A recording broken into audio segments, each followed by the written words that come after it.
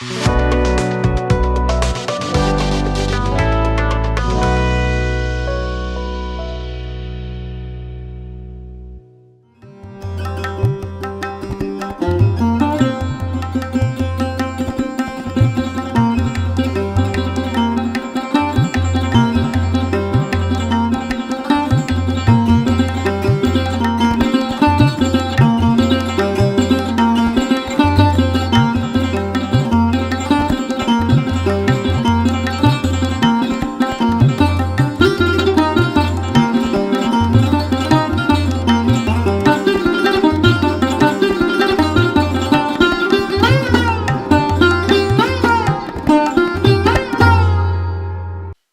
जीशु ख्रीष्ट अति बहुमूल्य नाम प्रभु दास भाव में आपण मान ख्रीष्टियन नमस्कार सहित नुआ सकाल आशार कार्यक्रम स्वागत जनाए।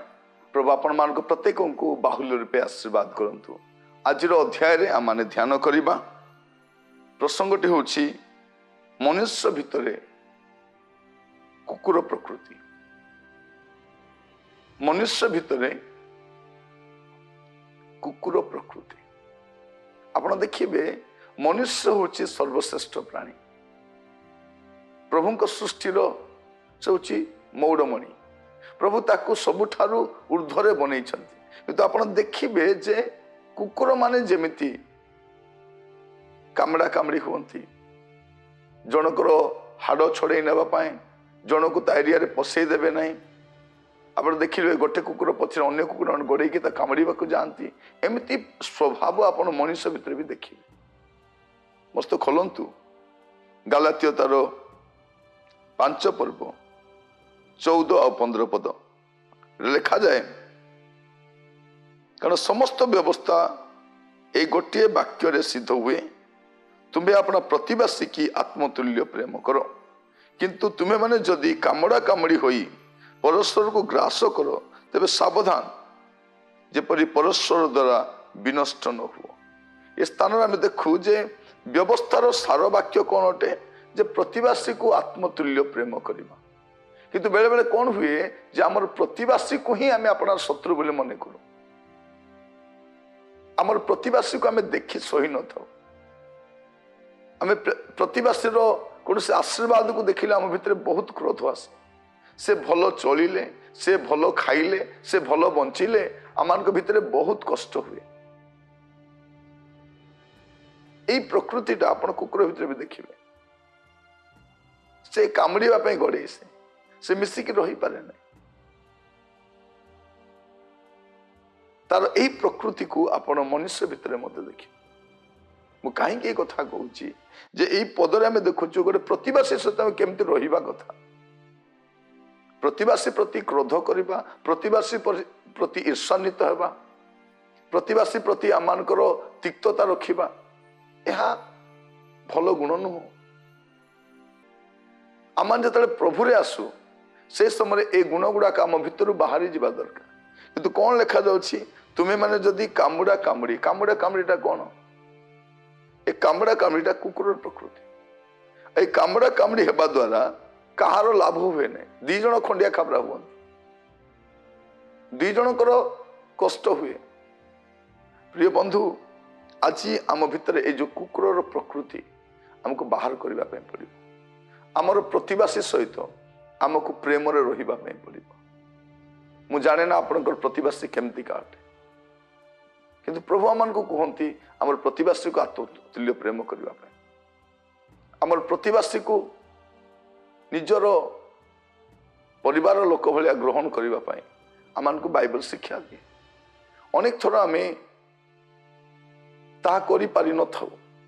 अनेक थर आम प्रतिवासी विरुद्ध रे आम हस्त उठे था। आम प्रतिवासी क्षति करने चेष्टा कर प्रतिवासी कुकल्पना कर प्रतिवासी विषय गुड़िक देखिले आम को बहुत कष्ट हुए। आम ताको कामुड़ा चाहे तो आज वाक्य शुणा समय मनुष्य भितर ये जो प्रकृतिटा यहीटा बाहर करने पड़ो। आम परस्पर को जदि कामड़ा कामड़ी करवा आम परस्पर द्वारा विनष्ट होगा। जदि मु अन्य जनर क्षति करी से जे मोर मंगल करिवो एटा चिंता करवा मूर्खता अटे। जदि मु जनकर क्षति करने बाहरुची निश्चय से भी मोर क्षति करिवो। मु जदि तार अनिष्ट पांचिबी से भी मोर अनिष्ट पांचिबी। मु समस्तंकर अमंगल करुथिबी आ लोक मान मोर मंगल करंत संभव कि? आमे प्रथम कामुड़ीबा पई जिबु तापर 10टा कुकुर हमको कामुड़ीबा पई आसीबे तापर आमे कहिबा कि मते कामुड़ीबा पई आसुछन। आपण अन्यर ऊपर पत्थर फोपाड़े से कौन आपण को फूल बरसाइबे ना? आप चिंता करके देखो आम भितर प्रकृति काढ़ापी पड़े जो कामड़ा कामड़ी आप देखिए दिन मानक मंडली मध्य सुधा यही गुणटा आप देखिए कामड़ा कामड़ी हेबा अनुष्ठान मध्य आम जो कमिटी मीटिंग गुड़ाक बसु देखू केवल बाहर आप देखिए से शब्दटा गोटे कुकुर शब्द भाया थाए चित्कार करूँ किए कहार कथा शुणती नहीं ये ताको कामुड़ी जाऊे से कामुड़ी थाए अनुष्ठान देखिए से परस्पर द्वारा आम निजर क्षति कर बाइबल आमको कहे व्यवस्थार सार विषय कौन सिद्ध विषय कौन अपना प्रतिवासी को आत्मतुल्य प्रेम करवा। प्रतिवासी को आत्मतुल्य प्रेम करवा। प्रभु तांको वाक्य द्वारा आम सहित से कथा होचंती। जदि आज आमे ए वाक्य को अपनार करिनु तेबे आमे ए वाक्य द्वारा यथेष्ट उपकृत हो पार।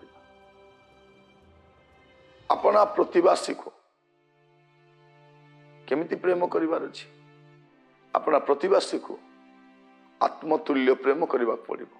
तेबे जाई आमे परस्पर द्वारा परस्पर क्षति न करी आमे मिसिकी रही पारिबा।